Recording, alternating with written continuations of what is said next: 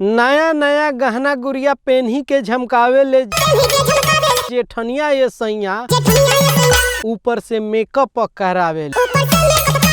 भोजपुरी के देसी स्टार कहे जाने वाले समर सिंह और शिल्पी राज का एक गाना रिलीज हुआ है और जिस गाने का टाइटल है जेठनिया ये सैया।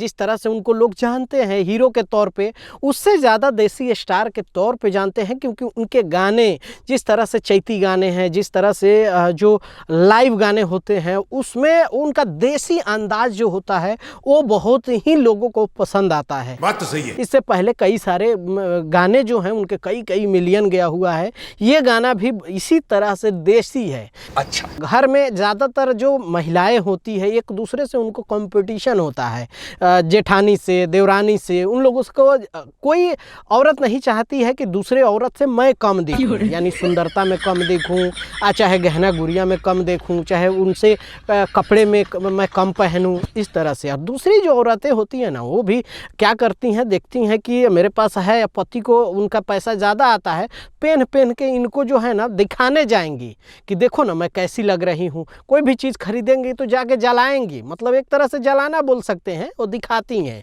इस तरह से आम घरों में आप देखेंगे इस तरह से होता है। उसी पे बेस्ड ये गाना है। बहुत ही सुंदर ये गाना है और बहुत अच्छे से प्रेजेंट किया गया है और एक देसी घर के माहौल को दर्शाया गया है कि घर में कैसा माहौल होता है। क्या बात है सर। और इसका म्यूजिक जो है ADR ने दिया है।